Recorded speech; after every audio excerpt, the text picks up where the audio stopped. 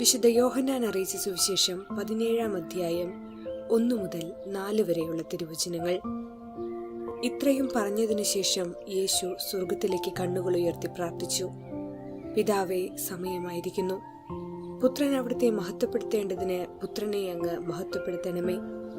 എന്തെന്നാൽ അവിടുന്ന് അവന് നൽകിയിട്ടുള്ളവർക്കെല്ലാം അവൻ നിത്യജീവൻ നൽകേണ്ടതിന് എല്ലാവരുടെയും മേൽ അവന് അവിടുന്ന് അധികാരം നൽകിയിരിക്കുന്നുവല്ലോ. ഏകസത്യ ദൈവമായ അവിടുത്തെയും അങ്ങയച്ച യേശുക്രിസ്തുവിനെയും അറിയുക എന്നതാണ് നിത്യജീവൻ. അവിടുന്ന് എന്നെ ഏൽപ്പിച്ച ജോലി പൂർത്തിയാക്കിക്കൊണ്ട് ഭൂമിയിൽ അവിടുത്തെ ഞാൻ മഹത്വപ്പെടുത്തി. ഓർമ്മിക്കുക, ദൈവസ്നേഹത്തിന്റെ മഹാപ്രവാഹമായ വിശുദ്ധ കുർബാനയിൽ നിന്ന് ആവോളം പാനം ചെയ്യുവാൻ വിശുദ്ധ കുർബാനയിലെ അടയാളങ്ങളെയും പ്രതീകങ്ങളെയും നാം നല്ലവണ്ണം തിരിച്ചറിയേണ്ടതുണ്ട്. സ്നേഹനിധിയായ ദൈവം തന്റെ പുത്രനെ ദൈവപുത്രനായിട്ടല്ല മനുഷ്യരുടെ ഇടയിലേക്ക് അയച്ചത്, മറിച്ച് താൻ സൃഷ്ടിച്ച ഒരു ജീവിയായ മനുഷ്യന്റെ രൂപത്തിലാണ്. അതിനെക്കുറിച്ച് ഒന്ന് വ്യക്തമാക്കിയാൽ, മനുഷ്യൻ ദൈവപുത്രന്റെ സ്ഥാനത്തും ഒരു കാട്ടുജാതിക്കാരി മനുഷ്യന്റെ സ്ഥാനത്തും. ഒരു കാട്ടുജാതി പെൺകുട്ടി കാട്ടിലൂടെ നടന്നുപോയപ്പോൾ ഒരു രാജകുമാരൻ അവളെ കാണാനിടയായി. രാജകുമാരന്റെ ഹൃദയത്തിൽ ആ പെൺകുട്ടിയോട് വലിയ സ്നേഹം തോന്നി. അവളെ സ്വന്തമാക്കി രക്ഷിക്കണമെന്ന് ആഗ്രഹിച്ചു. തന്റെ സർവ്വപ്രതാപത്തോടും കൂടെ ചെന്നാൽ അവൾ ഭയപ്പെട്ട് ഓടിപ്പോകുമെന്നതിനാൽ ഒരു കാട്ടുജാതിക്കാരനായി അവളുടെ മുൻപിലെത്തി.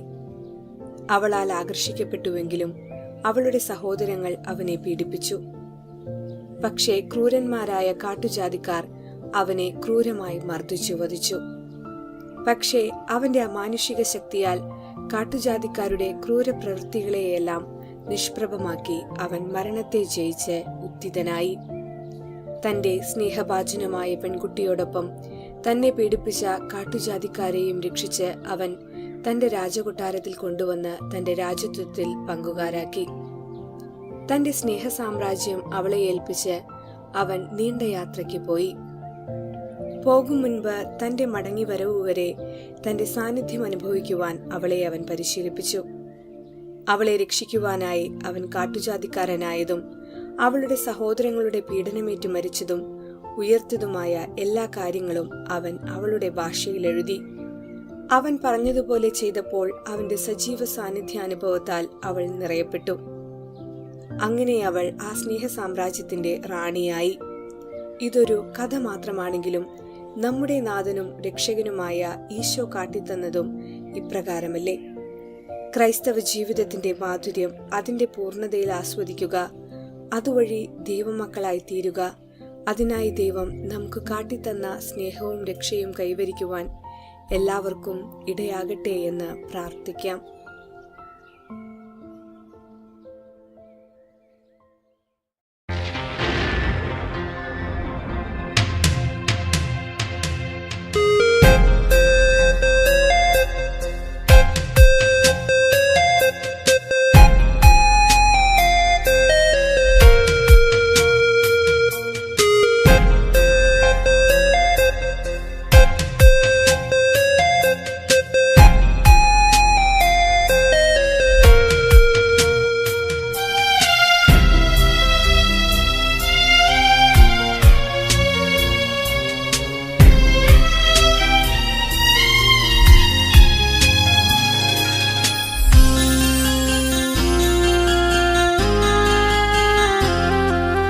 മുറിവുകളെ തിരുമുറിവുകളാക്കാം,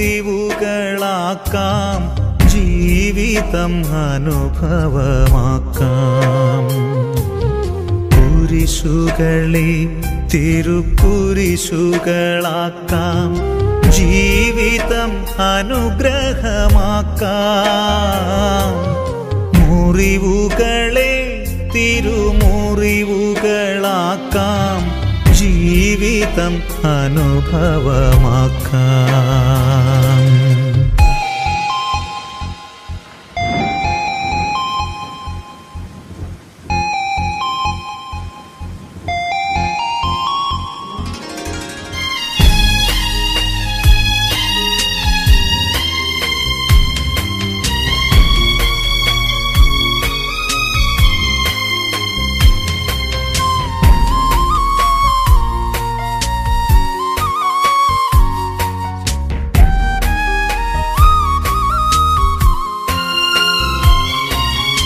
വചനങ്ങളെ തിരുവചനങ്ങളാക്കാം, ജീവിതം അഭിഷേകമാക്കാം.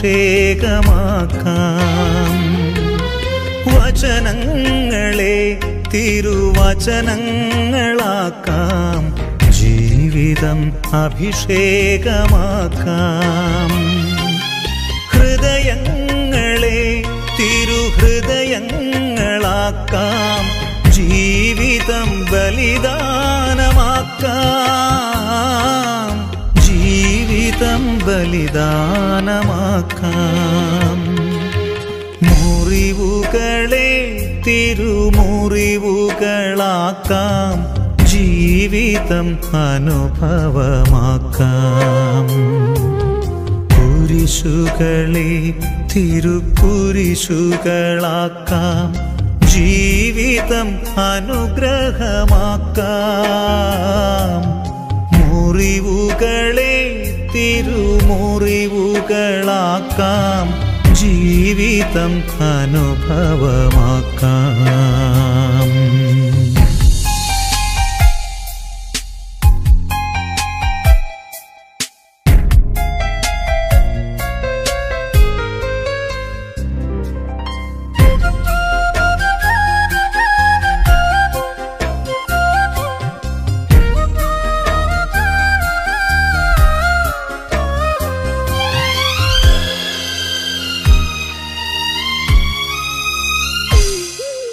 കുടുംബങ്ങളെ തിരുക്കുടുംബങ്ങളാക്കാം, ജീവിതം വരദാനമാക്കാം.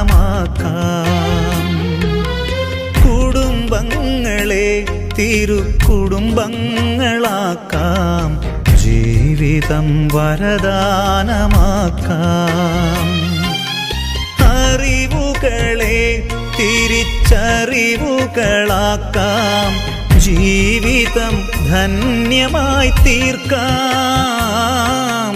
ജീവിതം ധന്യമായി തീർക്കാം. മുറിവുകളെ തിരുമുറിവുകളാക്കാം, ജീവിതം അനുഭവമാക്കാം. കുരിശുകളെ തിരുക്കുരിശുകളാക്കാം, ജീവിതം അനുഗ്രഹമാക്കാം. മുറിവുകളെ തിരുമുറിവുകളാക്കാം, ജീവിതം അനുഭവമാക്കാം.